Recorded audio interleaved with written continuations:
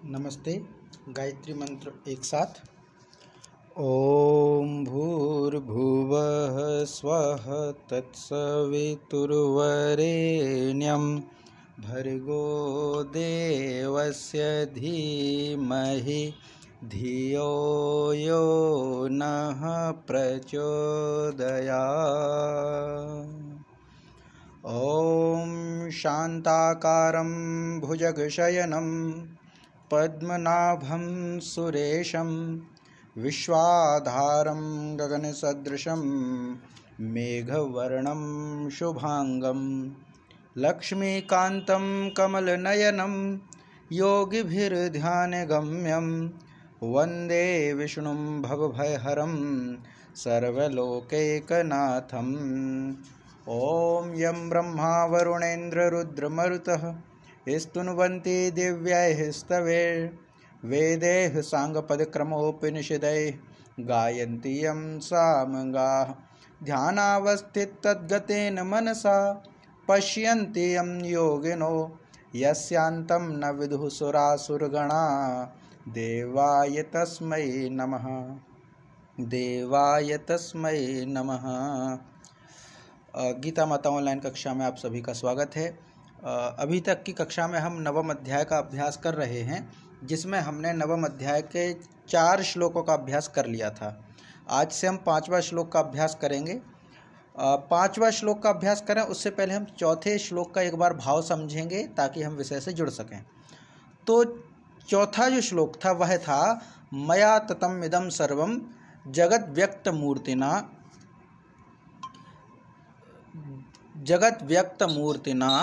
मतस्थानि सर्वभूतानि न चाहम तेष्वस्थितः।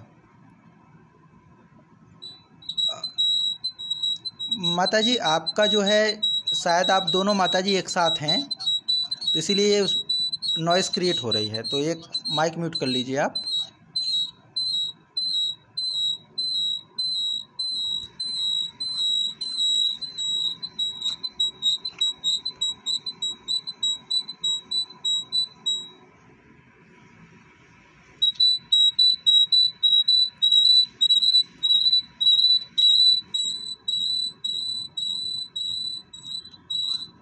आप माइक म्यूट कर लीजिए तो आवाज़ नहीं आएगी।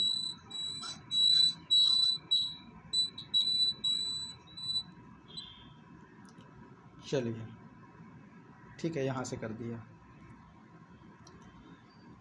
तो इस विषय में हमने पढ़ा था कि मया ततम इदं सर्वम जगत व्यक्त मूर्तिना मतस्थानि सर्वभूतानि न चाहम तेष्वस्थितः।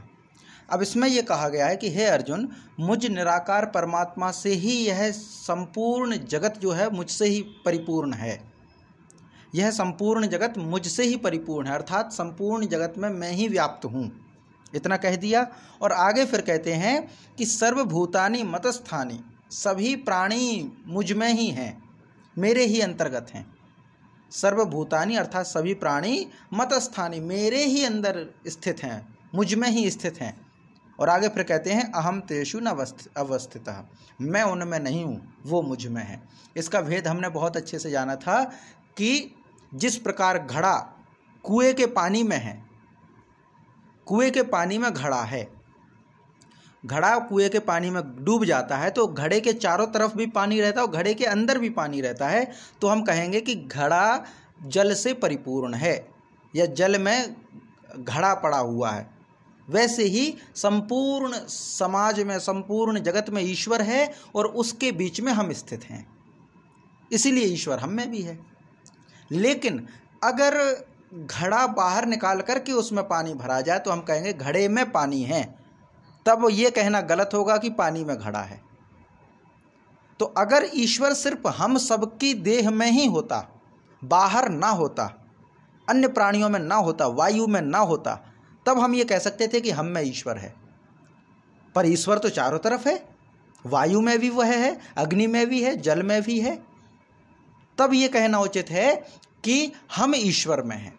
इसीलिए भगवान यहाँ पर कह रहे हैं कि हे अर्जुन, सभी प्राणी मुझ में ही स्थित हैं, मैं उनमें स्थित नहीं हूँ, ये यहाँ पर कहते हैं। तो ये पूरा हो जाता है कि यह संपूर्ण जगत में मतलब मैं जो निराकार परमात्मा हूँ, मुझसे ही यह जगत परिपूर्ण है, वैसे ही परिपूर्ण है जैसे किसी जल में चीनी डाल देने पर, शक्कर डाल देने पर शक्कर की जो मिठास है वो जल की प्रत्येक बूंद में रहती है, वैसे ही ईश्वर प्रकृति के कण कण में है, ऐसे ही परिपूर्ण है। और सर्वभूतानि मतस्थानि, और सभी प्राणी मेरे ही अंतर्गत हैं, मुझ में ही समाये हुए हैं। और अहम तेषु न अवस्थितः, मैं उनमें स्थित नहीं हूँ। ये यहाँ पर है। इसके बाद अब 5वां जो श्लोक है जो हम आज से अभ्यास करेंगे, वह थोड़ा इससे विपरीत सा लग रहा है। माने अगर इसको हम पढ़ेंगे तो विरोधाभास जैसा होता है कि एक तरफ भगवान क्या कहते हैं, दूसरी तरफ क्या। इसमें कहा है न च मतस्थानि भूतानि पश्य मे योगमेश्वरम भूत भ्रन्न च भूतस्थो ममात्मा भूत भावनः। तो न च मतस्थानि भूतानि पश्य मे योगमेश्वरम भूत भ्रन्न च भूतस्थो ममात्मा भूत भावनः। इससे पहले भगवान कहते हैं कि सभी प्राणी मुझ में ही स्थित हैं, लेकिन अब 5वां जो श्लोक है इसमें क्या कहते हैं, भूतानि यानी सभी प्राणी मतस्थानि मुझ में स्थित नहीं हैं, सभी प्राणी मुझ में स्थित नहीं हैं। मैं ऐश्वरम योगम पश्य, मेरी इस ऐश्वर्य शक्ति को देख। अब अर्जुन को कहते हैं कि मेरी ऐसी ऐश्वर्य ताकत है, ईश्वरीय शक्ति है, इसको देखो। कैसी? कि पहले तो कह दिया कि सभी प्राणी मुझ में स्थित हैं, और अब कहते हैं कि वो मेरे अंदर नहीं भी हैं। ये दोनों बातें कैसे? चौथे ही श्लोक में ईश्वर कहते हैं, भगवान कृष्ण कहते हैं कि सर्वभूतानि मतस्थानि, सभी प्राणी मेरे अंदर स्थित हैं। अब 5वें में कहते हैं भूतानि मतस्थानि न, सभी प्राणी मेरे अंदर नहीं भी हैं। तो इसका भाव क्या? इसका भाव है कि हमारी अनित्यता, सभी प्राणियों की अनित्यता। अनित्यता कैसी? कि सभी प्राणी ईश्वर में स्थित हैं भी और नहीं भी हैं। क्यों नहीं है? क्योंकि वो सदा रहने वाले नहीं हैं, वह नियमित रूप से सदा रहने वाले नहीं हैं, हमेशा को नहीं रहते हैं। तो ये कहा गया है कि भाई वो मेरे अंदर स्थित हैं भी और नहीं भी हैं। क्यों नहीं है? क्योंकि वो क्षणभंगुर हैं, थोड़े समय के लिए हैं। क्योंकि ईश्वर तो शाश्वत है। ईश्वर कहते हैं मेरा स्वरूप तो विराट है, हमेशा रहने वाला है, कभी नष्ट नहीं होने वाला है। मैं तो अक्षर हूँ जिसका क्षरण नहीं होता। पर ये प्राणी हैं, वो आज हैं कल नहीं रहेंगे, तो इसको ना है ऐसा ही समझ, ये यहाँ पे कहा गया है। माने वे सब प्राणी मुझ में स्थित नहीं ही हैं ऐसा मानो, लेकिन मेरी ईश्वरीय शक्ति, योग शक्ति को देखो। अब योग शक्ति को क्या देखो कि मैं माने मेरे ऐश्वर्यम योगम, माने मेरे ऐश्वर्य को। ये कहा ना माने नहीं, चा माने और, मतस्थानि भूतानि, मेरे अंदर सभी प्राणी नहीं भी हैं। अब कहते पश्य, पश्य माने देखो, मैं माने मेरे, योगम ऐश्वर्यम, मेरे योग और ऐश्वर्य की शक्ति को देखो। क्या देखना? तो कहते हैं कि भूत भृत माने भूतों का, भृत माने भरण पोषण करने वाले, भूतों का माने प्राणियों का भरण पोषण करने वाला मैं, और भूत भावना माने भूतों को, भावना माने उत्पन्न करने वाला, उद्भव करने वाला, भूतों का माने प्राणियों का पोषण करने वाला मैं, भूतों को उत्पन्न करने वाला मैं। मम आत्मा भूतस्थ न, उसके बावजूद भी प्राणियों में मेरी जो आत्मा है वह स्थित नहीं है। एक तरफ तो कहते हैं कि है, मैं सर्वत्र व्याप्त हूँ, सभी प्राणी मुझ में ही स्थित हैं, और यहाँ पर जो है ये भाव कि भाई मैं उनमें नहीं भी हूँ, मैं उनमें हूँ भी और मैं उनमें नहीं भी हूँ। अब ये कैसे कहा गया? तो ये 5वां जो श्लोक है वो पूर्णतः यहाँ भगवान श्री कृष्ण अनित्यता की ओर इशारा कर रहे हैं, पूरी तरह से अनित्यता की ओर। अनित्यता का मतलब कि क्षण भर में टूटने वाला, नष्ट हो जाने वाला, वो है अनित्यता। तो उसको हम ना के बराबर, जो जल्दी ही टूट जाए। जैसे मान लीजिए कि हमारा पूरा जीवन है, उस जीवन में बहुत सारी चीज़ें बनती बिगड़ती रहें। जैसे बादल हैं, हम देखते हैं बादलों की एक आकृति है, तो उसको हम कहेंगे कि ये है, क्योंकि पल भर में वो नहीं रहने वाली।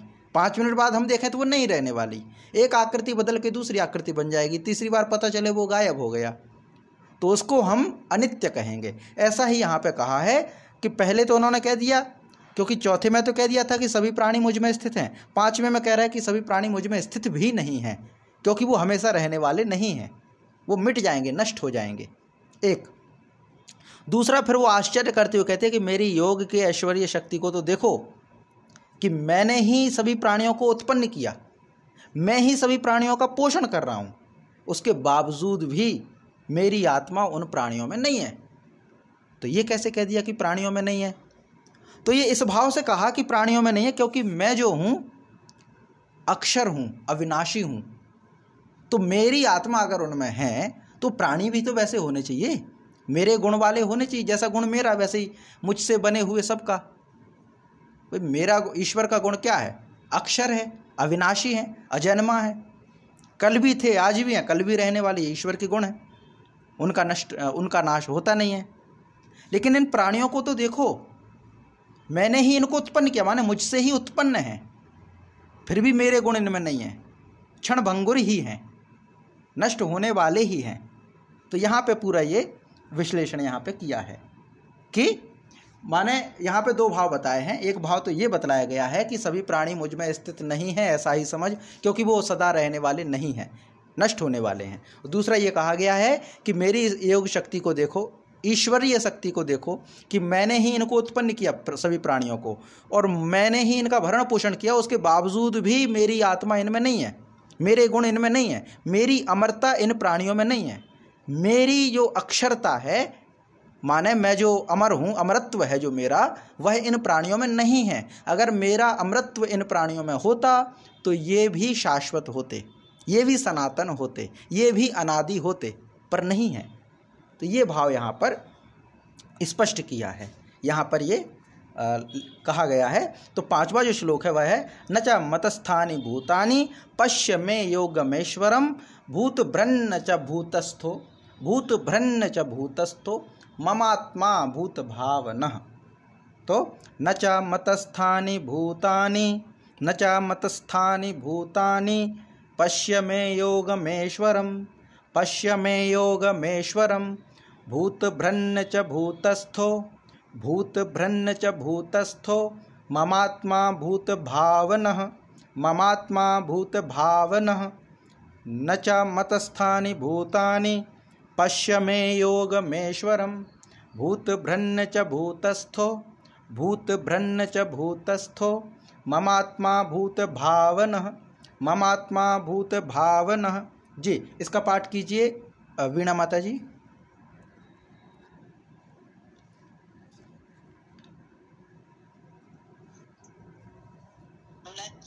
मत्स्थानि भूतानि न च मत्स्थानि भूतानि पश्य मे योगमेश्वरम पश्य मे योगमेश्वरम भूत भ्रन्न च भूतस्थ भूत भ्रन्न च भूतस्थ मम आत्मा भूत भावना मम आत्मा भूत भावना। जी धन्यवाद माता जी। अब इसके पश्चात जो छठवां श्लोक है, अब भगवान अपने सर्वव्यापी रूप को बतलाते हैं। भगवान यहाँ पर अपने सर्वव्यापी रूप का वर्णन कर रहे हैं। कहते हैं यथाकाश स्थितो नित्यम यथाकाश स्थितो नित्यम वायु सर्वत्र गौ महान तथा सर्वाणि भूतानि मतस्थान्युपधारय मतस्थान्युपधारय। तो इसमें क्या कहते हैं? यथा आकाश स्थितो नित्यम। यथा माने जैसे, जैसे आकाश से उत्पन्न होने वाला क्या? सर्वत्र, जैसे सब जगह विचरण करने वाला महान वायु महान वायु नित्यम आकाश स्थितः, माने सर्वत्र विचरण करने वाला वायु नित्य रूप से आकाश में ही स्थित है। वैसे ही तथा सर्वाणि भूतानि, सभी प्राणी मतस्थानी, मुझ में ही स्थित हैं, ऐसा जान। वायु कहाँ रह सकती है? वायु हमेशा आकाश में ही रहेगी, बिना आकाश के वायु नहीं रह सकती। जैसे बहुत मतलब ये ईंटें बनाते हैं, मिट्टी की ईंटें हैं या मिट्टी है, भूमि है, गैस या वायु वहीं रहेगी जहाँ पर ठोस का अभाव है या द्रव्य का अभाव है, क्योंकि द्रव्य रहेगा तो वहाँ वायु नहीं रहेगी। कई बार हम देखते हैं कि पानी में कई बार बुलबुले उठते हैं, तो बुलबुले क्या हैं? बुलबुले में वायु है, और वायु है माने वहाँ पर आकाश में ही वायु स्थित है। हालांकि वायु एक अलग तत्व है, आकाश एक अलग तत्व है, लेकिन उसको हम ऐसा कहें कि द्रव्य और ठोस के अलावा ही वायु है। जहाँ ठोस है, पूर्णतः ठोस है, वहाँ पे वायु नहीं रह सकती। कंकड़ भरें, कंकड़ अगर हम किसी उसमें भरते हैं पात्र में, तो कंकड़ों के बीच में जो आकाश रहेगा वहाँ पर वायु स्थित होगी। तो ये कहा गया है कि जिस प्रकार सर्वत्र विचरण करने वाली वायु आकाश में ही स्थित रहती है। वायु सब जगह घूमती है, वायु सर्वत्र है, लेकिन सर्वत्र वह वही है जहाँ आकाश है। वायु सर्वत्र है, लेकिन सर्वत्र में आकाश भी स्थित है। वैसे ही सर्वाणि भूतानि, सभी प्राणी, मतस्थानी, मुझ में ही स्थित हैं, ऐसा जानो। मतस्थानी माने मुझ में स्थित हैं। तो वायु बिना आकाश के नहीं रह सकती, इसी प्रकार सभी प्राणी मेरे बिना नहीं रह सकते, ऐसा भगवान श्री कृष्ण कहते हैं। तो ये पूरा यहाँ पर बताया गया है। इसमें उदाहरण जो समझाया वो आकाश और वायु का उदाहरण समझाया है, अपनी सर्वव्यापकता को प्रकट करने के लिए। माने भगवान ये कहना चाह रहे हैं कि मैं सर्वव्यापी हूँ, मैं सर्वव्यापी हूँ, सभी प्राणी मुझ में ही रहते हैं, मैं सर्वव्यापी हूँ। लेकिन ये बतलाएंगे कैसे? तो उदाहरण दिया उन्होंने आकाश और वायु का, कि यथा आकाशो स्थितो नित्यम वायु सर्वत्र गौ महान। जैसे आकाश में स्थित रहती है, नित्यम माने नित्य रूप से, सदा, नित्य तो उसी को कहेंगे सदा रहे। तो यथा आकाश स्थितो नित्यम, जैसे आकाश में स्थित है सदा क्या? वायु स्थित है। कैसी वायु? सर्वत्र गौ महान, सर्वत्र विचरण, गौ माने गमन करने योग्य हो। निरुक्त में गौ का जो वो विश्लेषण किया है, गौ का जो निर्वचन किया है यास आचार्य ने, वो कहा है गौ माने जो दूर तक गमन करे। गौ का मतलब गमन करने वाले। गाय प्राणी ऐसा है जो गमन करे दूर तक। पहले हम देखते थे गायों को चराने के लिए लोग जाते थे, जंगलों में जाते थे, तो गाय बहुत दूर तक विचरण करने वाला प्राणी है। तो गाय की प्रकृति ही है विचरण करना। अब भले हम उसको एक स्थान पर बांधे रखें तो उसकी प्रकृति के विपरीत होगा, पर गाय एक ऐसा प्राणी है जो विचरण करने वाला। गा का अर्थ है गमन करने वाला। तो सर्वत्र गौ, जो सर्वत्र गमन करने वाली वायु है, जो महान वायु है, महान माने विशालता में, अधिक मात्रा में, जिसका रूप बड़ा हो, विशाल हो। तो ये कहा गया है कि जिस प्रकार आकाश में स्थित नित्य रूप से वायु है, सर्वत्र विचरण करने वाली महान वायु है, वैसे ही सर्वाणि भूतानि, सभी प्राणी, मतस्थानी, मेरे अंदर स्थित हैं, इति उपधारय, ऐसा जानो। ये यहाँ पे स्पष्ट कर दिया। इसका मतलब ये है कि यहाँ पर भगवान श्री कृष्ण ने अर्जुन से कह दिया कि मैं सर्वत्र हूँ, जहाँ जहाँ प्राणी हैं, जहाँ जहाँ प्राणी विचरण होते हैं, वहाँ मैं ही हूँ, मेरे अलावा कुछ नहीं है। अर्थात मेरे सिवा प्राणी नहीं रह सकते। जैसे आकाश के बिना वायु नहीं रह सकती, वैसे ही ईश्वर के बिना प्राणी नहीं रह सकते। वायु को विचरण करने के लिए आकाश की आवश्यकता है, वायु को विचरण करने के लिए आकाश की आवश्यकता होती है। वैसे ही प्राणियों के संचरण के लिए, प्राणियों के जीवन के लिए परमात्मा की आवश्यकता है। तो यहाँ पर भगवान ने अपना सर्वव्यापी स्वरूप बतलाया है आकाश और वायु के उदाहरण के अनुसार, यह दृष्टांत के द्वारा। तो यह है यथाकाशो स्थितो नित्यम, जैसे आकाश स्थित है, आकाश में स्थित है, वायु सर्वत्र गौ महान, सब जगह विचरण करने वाली महान जो वायु है वह आकाश में जैसे स्थित है, तथा सर्वाणि भूतानि, वैसे ही सभी प्राणी, मतस्थानी, मेरे अंदर स्थित है, इत्युपधारय, ऐसा जानो, ये अर्जुन को कहा है। तो यथाकाश स्थितो नित्यम वायु सर्वत्र गौ महान, यथाकाश स्थितो नित्यं वायु सर्वत्र गौ महान, तथा सर्वाणि भूतानि मतस्थान्योपधारय यथाकाश स्थितो नित्यं वायु सर्वत्र गौ महान, तथा सर्वाणि भूतानि मतस्थान्योपधारय। ये पूरा हो जाएगा जी। मधुमा आप पाठ कीजिए इसका।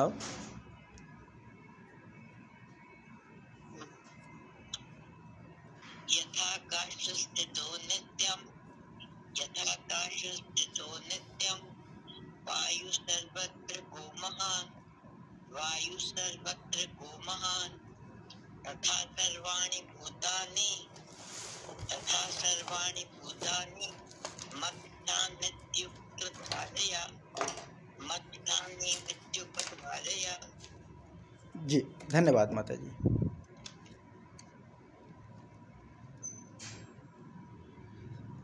इसके बाद अब आगे है 7वां जो श्लोक है, इसमें भगवान कहते हैं कि सर्वभूतानि कौन्तेय प्रकृतिम यान्ति मामिकाम कल्पक्षये पुनस्तानि कल्पादौ विसृजाम्यहम्। अब इसमें जो ये कहा गया है कि सर्वभूतानि कौन्तेय प्रकृतिम यान्ति मामिकाम कल्पक्षये पुनस्तानि कल्पादौ विसृजाम्यहम्। तो अब इसमें क्या कहते हैं कि हे अर्जुन, कौन्तेय अर्थात कुंती नंदन, हे अर्जुन, कल्पक्षय, कल्पों के अंत में, कल्प माने किसी का निर्माण करना, तो कल्प का अंत हो तब सर्वभूतानि यानी सभी प्राणी मामिकाम प्रकृतिम यान्ति, मेरी प्रकृति को प्राप्त होते हैं, अर्थात प्रकृति में लीन हो जाते। कब? कल्पांते, कल्प के अंत में, या फिर कल्पक्षय। कल्प का मतलब हमने कोई निर्माण कर दिया, कल्प माने हमने निर्माण कर दिया, और उसका क्षय हो माने उसका विनाश हो। तो ईश्वर ने तैयार किया ये संसार, तो ये कल्प है, और जब इसका क्षय होगा, जब इसका विनाश होगा, तो उस समय सभी प्राणी मेरी प्रकृति को प्राप्त होते हैं, अर्थात मुझ प्रकृति में समा जाते हैं। प्रकृति जो है वह ईश्वर की ही है, पुरुष की ही है प्रकृति। फिर आगे कहते हैं कल्पादौ तानि अहम पुनः विसृजामि। और जब कल्प आदि का समय होता है, कल्प आदि का समय होता है, तानि माने उनको मैं पुनः उत्पन्न करता हूँ, पुनः रचता हूँ। तो यहाँ पर जो कल्पक्षय माने मानना चाहिए प्रलय, और कल्पादौ मानना चाहिए सृष्टि। सृष्टि और प्रलय, सृष्टि और प्रलय ये दोनों ही है। जैसे कोई व्यक्ति है, सुबह जागता है माने उसका कल्प हो गया, दिन भर अपनी पूरी दिनचर्या चलाएगा, और रात्रि के अंत में सब क्रियाकलाप करके वह सो जाता है, माने वह उसकी जो शारीरिक क्रियाएं हैं वो शिथिल पड़ जाती हैं, और फिर वह धीरे धीरे सूक्ष्म होकर के वह शयन की स्थिति में, सुषुप्ति अवस्था में पहुंच जाता है। माने उसको मानना चाहिए रात्रि को सोना जो है वह ईश्वर की भाषा में, या जो भगवान श्री कृष्ण कहते हैं इस श्लोक में, यहाँ पर जो अर्थ होगा वह होगा कल्पक्षय। जागरण माने कल्प, और जब सोने की अवस्था होती है तो कल्पक्षय, कल्प का मतलब जागने का, सोने की ओर, क्षय हो जाना।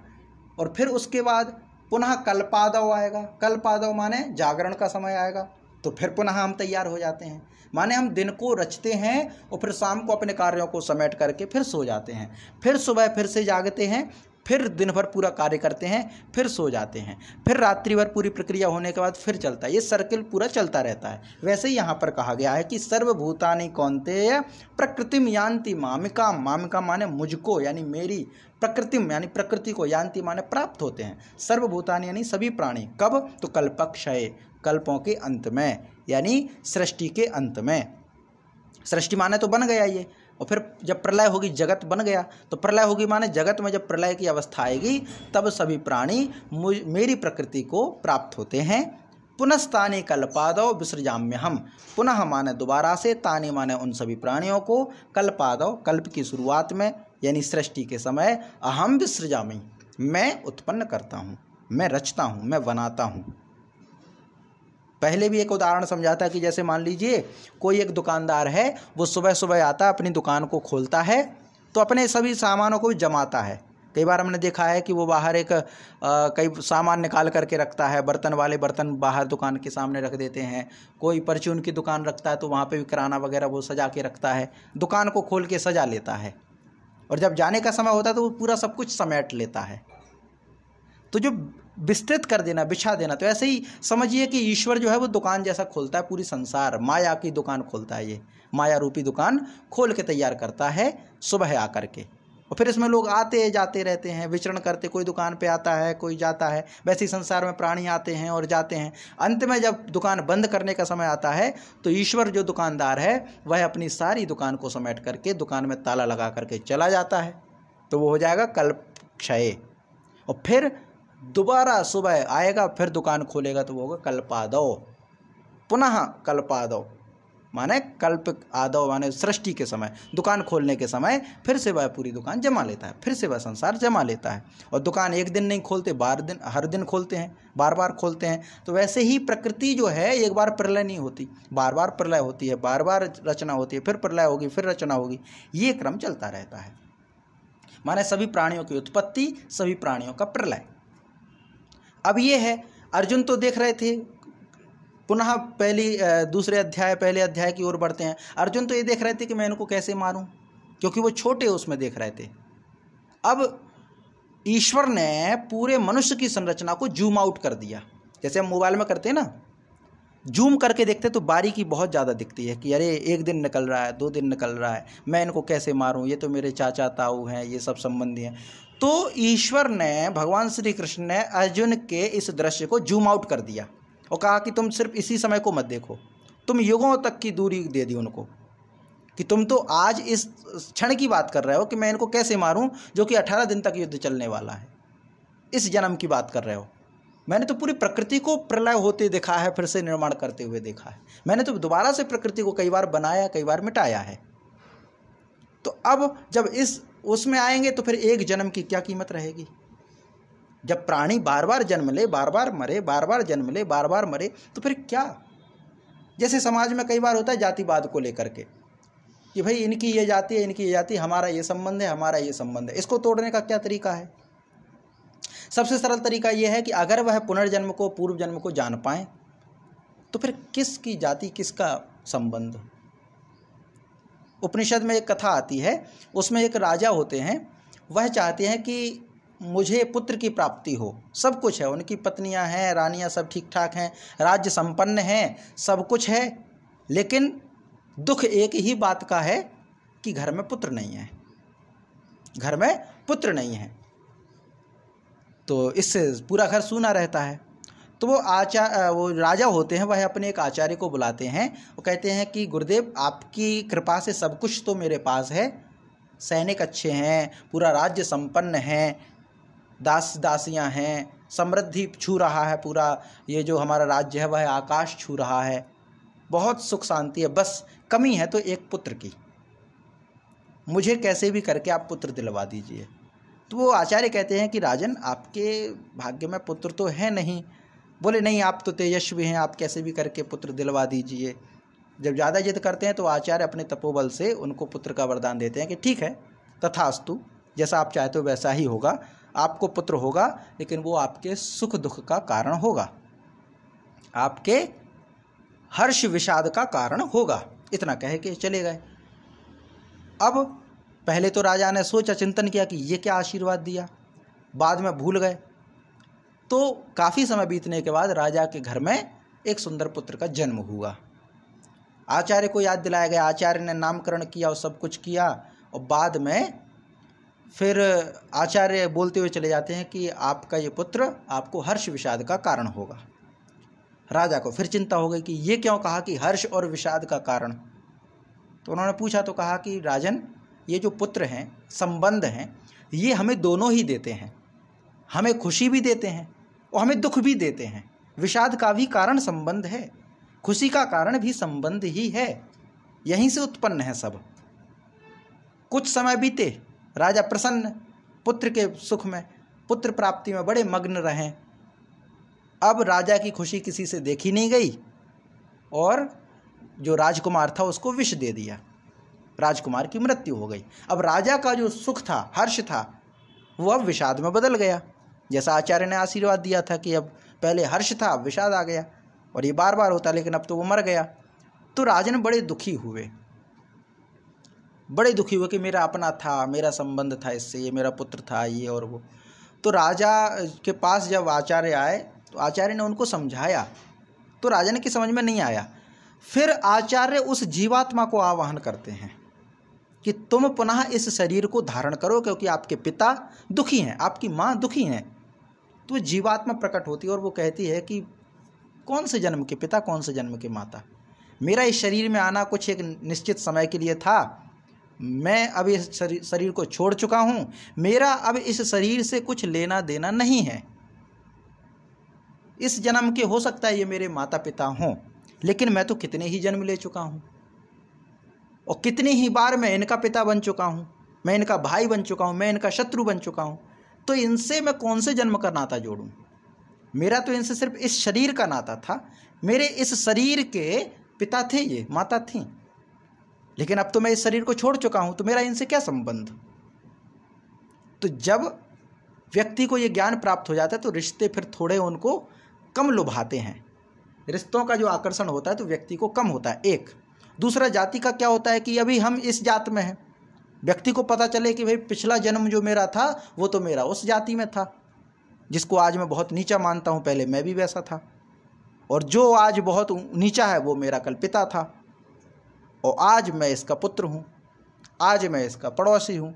तो ये जो संबंध जब पुनर्जन्म का, पूर्व जन्म का ज्ञान मनुष्य को हो जाए, या मनुष्य जब आत्मज्ञान प्राप्त कर लेता है, तो वह अपने पराये के भेद से मुक्त हो जाता है। यही सबसे बड़ा है। और जब अपने पराये के भेद से मुक्त हो जाए और जब व्यक्ति क्षणभंगुर संसार को देखने लगे, जब व्यक्ति क्षणभंगुर रिश्तों को देखने लगे, और जब वह स्वयं की अमरता और शरीर की नश्वरता को देख ले, तो फिर व्यक्ति संसार में ज़्यादा रमता नहीं है। तो यही भाव यहाँ पर बतलाया गया है। सभी प्राणी की उत्पत्ति होती है और सभी प्राणियों का प्रलय होता है, ये पूरा कथन यहाँ पर कहा गया है। सर्वभूतानि कौन्तेय प्रकृतिम यान्ति मामिकाम कल्पक्षय पुनस्तानि कल्पादौ विसृजाम्यहम्। तो ये पूरा यहाँ पे हो जाएगा कि सर्वभूतानि कौन्तेय, सभी प्राणी, हे कौन्तेय सभी प्राणी, प्रकृतिम यान्ति मामिकाम, कल्पक्षय माने कल्प के अंत में मेरी प्रकृति को ही प्राप्त होते, यान्ति माने प्राप्त होते, मामिकाम माने मेरी, प्रकृति माने प्रकृति को, मेरी प्रकृति को यान्ति माने प्राप्त होते हैं। कब? तो कल्पक्षय, कल्प के क्षय में, यानी अंतिम समय में। पुनस्तानि कल्पक्षये पुनस्तानि, पुनः माने दोबारा, तानि माने वे सभी प्राणी, कल्पादौ यानी जब प्रकृति उत्पन्न होती है, विसृजाम्य हम, कल्पादौ विसृजाम्य हम, विसृजाम्य माने मैं उत्पन्न करता हूँ, रचता हूँ, निर्माण करता हूँ, अहम माने मैं, ये पूरा हो जाएगा। तो सर्वभूतानि कौन्तेय प्रकृतिम यान्ति मामिकाम कल्पक्षये पुनस्तानि कल्पादौ विसृजाम्यहम्, कल्पादौ विसृजाम्यहम्। सर्वभूतानि कौन्तेय प्रकृतिम यान्ति मामिकाम कल्पक्षये पुनस्तानि कल्पादौ विसृजाम्यहम्, कल्पादौ विसृजाम्यहम्। जी, इसका पाठ कीजिए। आदरणीय सुधीर जी, आप कक्षा में हैं तो आप पाठ कीजिए। सभी को नमस्ते। नमस्ते। सर्वभूतानि कौन्तेय प्रकृतिं यान्ति मामिकाम् कल्पक्षये पुनस्तानि कल्पादौ विसृजाम्यहम्। सर्वभूतानि कौन्तेय प्रकृतिं यान्ति मामिकाम् कल्पक्षये पुनस्तानि कल्पादौ विसृजाम्यहम्, कल्पादौ विसृजाम्यहम्। जी, धन्यवाद। अब जो है इसके पश्चात 8वां श्लोक है।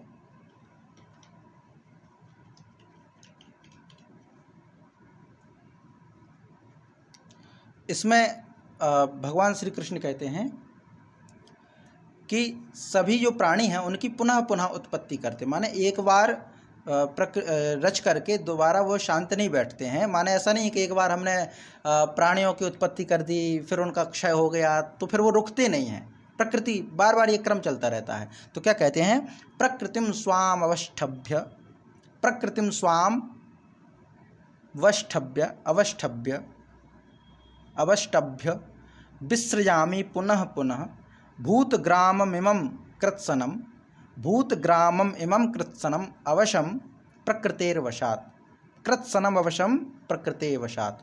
तो प्रकृतिम स्वाम वष्टभ्य विसृजामि पुनः पुनः भूतग्राममिमं कृत्सनम अवशम प्रकृतेर्वशात्। अब ये या तो हम साथ में बोलें इसको, भूतग्राममिमं कृत्सनम अवशम प्रकृतेर्वशात्, तब तो ठीक है। लेकिन अगर हम तोड़ करके बोल रहे हैं, क्योंकि अनुष्टुप छंद है, तो बीच में अगर हम विराम लेते हैं 8 अक्षर के बाद, तो कृत्सनम यहाँ पर रुक करके फिर अवशम, कृत्सनम का माँ को मकार को छोड़ेंगे और आ को इस तरफ लाके, ताकि अर्थ स्पष्ट हो, क्योंकि वशम और अवशम दोनों में अंतर है। वश माने जो इसका अपने ऊपर नियंत्रण हो, अवश माने जो परतंत्र हो, दूसरे के वश में हो।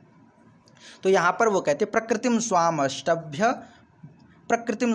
अवष्टभ्य विसृजामि पुनः पुनः भूतग्राम मम कृत्सनम अवशम प्रकृतिर्वशात्। तो अब इसमें क्या कहते हैं कि स्वाम माने अपनी, प्रकृतिम प्रकृति को, अवष्टभ्य अंगीकार करके, अपनी प्रकृति को स्वीकार करके, प्रकृतेः वशात्, प्रकृति एक तो ये प्रकृति और फिर प्रकृति के मतलब स्वभाव, उसी स्वभाव के वशात माने बल से, प्रकृतेर्वशात् प्रकृति के वश में आकर के अवशम परतंत्र हुए इस इमं कृत्सनम भूतग्रामम, इस संपूर्ण भूतग्रामम अर्थात भूत समुदाय को पुनः पुनः विसृजामि, दोबारा दोबारा उत्पन्न करता हूँ। माने ये जो भूत समुदाय है, भूतग्राम है, इसको पुनः पुनः बार बार उत्पन्न करता हूँ। स्वाम माने अपनी प्रकृति को अंगीकार करके, माने ईश्वर की अपनी प्रकृति है, उस प्रकृति को अंगीकार करके, और ईश्वर का जो स्वभाव है उस स्वभाव के बल से, ईश्वर का जो स्वभाव है उस स्वभाव के बल से क्या है, अवशम माने परतंत्र हुए इमं कृत्सनम भूतग्रामम, यह संपूर्ण भूत समुदाय को। तो ये जो अवश है, अवश माने परतंत्र, तो परतंत्र क्या है, ये पूरा भूत समुदाय, इमं कृत्सनम भूतग्रामम अवशम, यह जो संपूर्ण भूत समुदाय है वह परतंत्र है। परतंत्र क्यों है, क्योंकि इस पर प्रकृति और ईश्वर का वश है। प्राणियों का अपने ऊपर वश नहीं है, हमारा अपने ऊपर वश नहीं है, और वह बार बार उनको रचते हैं, लेकिन सृष्टि जब करते हैं तो उसमें एक बात का ध्यान रखते हैं, पुनः पुनः माने बार बार उन जीवों के कर्मों के अनुसार विसृजामि, सृष्टि करता हूँ। जीवों का अपना कर्म देखते हैं कि उनका कर्म फल क्या है, पुण्य फल क्या है, पाप फल क्या है, उसके आधार पर उनकी सृष्टि की जाती है। तो स्वाम प्रकृतिम अवष्टभ्य अपनी प्रकृति को अंगीकार करके, अपनी प्रकृति यानी अपने स्वभाव को अंगीकार करके, प्रकृते वशात प्रकृति के वश में हो करके, प्रकृति के बल से यानी प्रकृति की ताकत से, यानी स्वभाव के माने जो अपनी स्वभाव है उसी प्रकृति के बल से, अवशम इमं कृत्सनम भूतग्रामम, परतंत्र जो यह संपूर्ण भूत समुदाय है इसको पुनः पुनः विसृजामि, बार बार उत्पन्न करता हूँ, बार बार सृजन करता हूँ, बार बार इनको बनाता हूँ, फिर नष्ट होते हैं, फिर बनाता हूँ, फिर तैयार करता हूँ, फिर ये नष्ट होते हैं, फिर तैयार करता हूँ। माने वो बता रहे हैं कि ये हम और तुम हैं, ऐसा नहीं है कि हम हमेशा रहने वाले हैं, हम हमेशा नहीं रहेंगे। भगवान श्री कृष्ण कहते हैं कि मेरा भी जो शरीर है वो हमेशा नहीं रहेगा, अभी मैं कृष्ण के रूप में हूँ, कभी किसी और रूप में रहूँगा। तो ये शरीर एक सा हमेशा रहने वाला नहीं है, एक बार प्रकृति का नष्ट होगा प्रकृति, फिर पुनः अपनी प्रकृति से मैं फिर से सृष्टि करूँगा, फिर ये नष्ट होंगे, फिर सृष्टि होगी, फिर नष्ट होंगे, फिर सृष्टि होगी, ये बार बार चलता रहेगा, ये जो क्रम है ये बार बार चलता रहेगा। तो प्रकृतिम स्वाम अवष्टभ्य विसृजामि पुनः पुनः भूतग्राममिमं कृत्सनम अवशम प्रकृतेर्वशात्, अवशम प्रकृतेर्वशात्।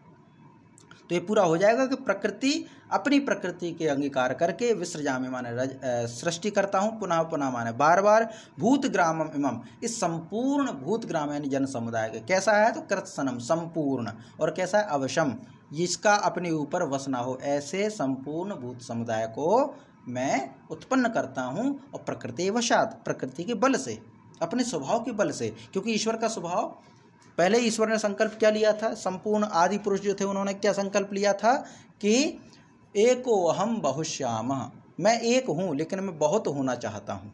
यही तो एक आदि सूत्र था ना, सबसे मूल सूत्र तो यही था जिससे संपूर्ण प्राणियों की सृष्टि हुई कि मैं एक अकेला हूँ और बहुत होना चाहता हूँ।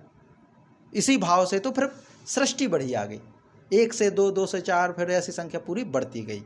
ये पूरा इसमें आ जाएगा कि प्रकृतिम स्वामष्टभ्य, प्रकृतिम अवष्टभ्य, प्रकृतिम स्वामवष्टभ्य विसृजामि पुनः पुनः भूतग्राममिमं कृत्सनम भूतग्राममिमं कृत्स्नम् अवशं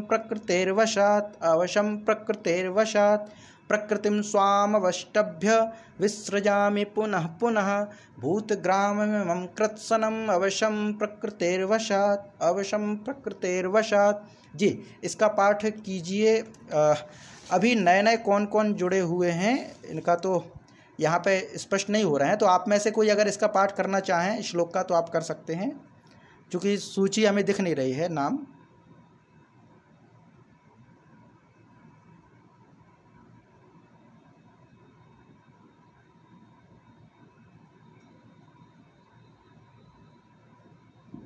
और लैपटॉप भी थोड़ा डिस्टर्ब कर रहा है।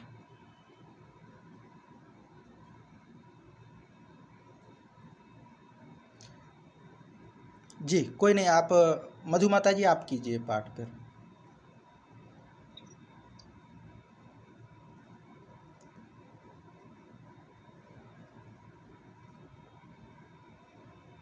अगर इसमें ना दिख रहा हो तो आप मिनिमाइज करके ग्रुप में खोल सकते हैं PDF, क्योंकि ये डिस्टरबेंस हो रहा है, थोड़ा नेटवर्क का इशू है।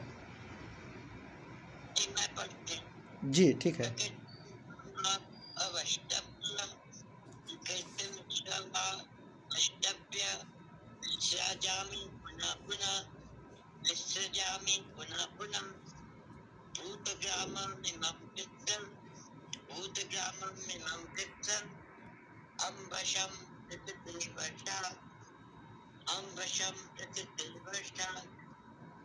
जी धन्यवाद।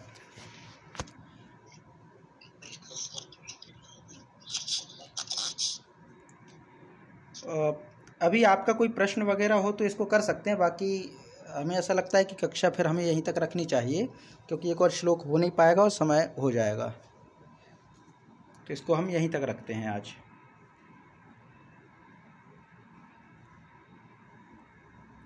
कोई प्रश्न हो तो आप बताइए, कोई सुझाव हो और कक्षा से संबंधित, बाकी फिर हम शांति पाठ करते हैं।